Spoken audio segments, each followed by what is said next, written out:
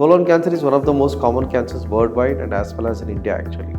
So the colon cancer, the development of colon cancer is mainly dependent upon the diet what we take.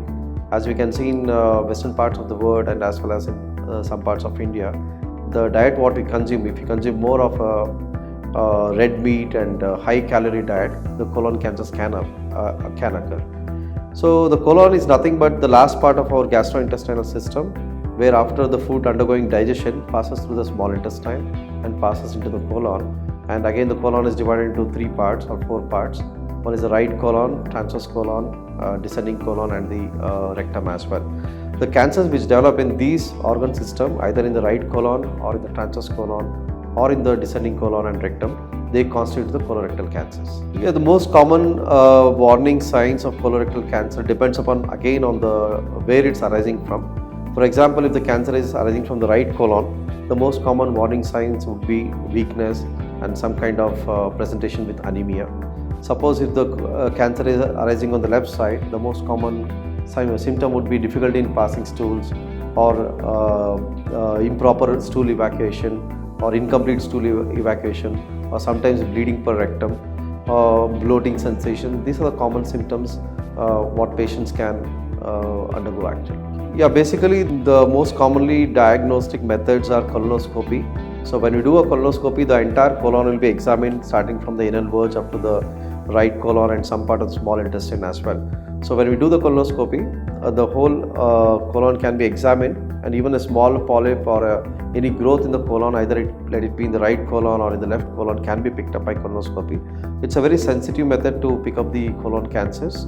So when we do this colonoscopy, we can as well do the biopsy of the growth, and which can confirm the diagnosis.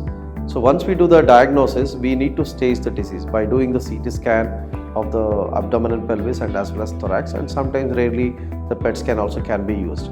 But most commonly diagnostic methods are colonoscopy, sigmoidoscopy, colonoscopy and CT scans, and some blood tests called CEA can be used for diagnosis. No, as of now it all depends upon the what stage you detect the disease in a given patient. In earlier stages, still the surgery is the best option actually, because there can be we can do the surgery through minimally invasive surgeries like laparoscopy or robotic surgeries, where we need not open the abdomen entirely and we can still do remove the colon with very minimal small incisions, and then which helps in recovering the patient. Suppose if it's very early disease like polyps or something, it can be done through colonoscopic polypectomy. But most often, I think around 80 to 90% of the patients, they present with some kind of growth which cannot be handled through colonoscopy, so ultimately surgery will be required. So yes, I would reiterate that surgery is the most important treatment option. But once you complete the treatment of surgery, it all depends upon the stage, whether the patient requires any adjuvant chemotherapy or additional immunotherapy. That again depends upon what stage after the surgery we'll come to know actually. Yeah, absolutely. We have all the facilities available for early detection. For example, the colonoscopic screening, which is recommended from the age of 50 years for normal population. We have the facilities of colonoscopy and sigmoidoscopy and dedicated medical gastroenterology unit to detect it. And as well as, suppose if it's early detected, we can go for colonoscopic resection as well, again done by medical gastroenterologist.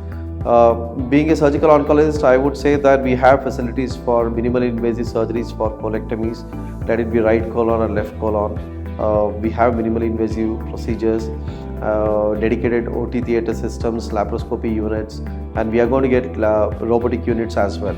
So yes, we have all the required dedicated machines and operating theatre systems which are required for the colon cancer surgeries and therapy.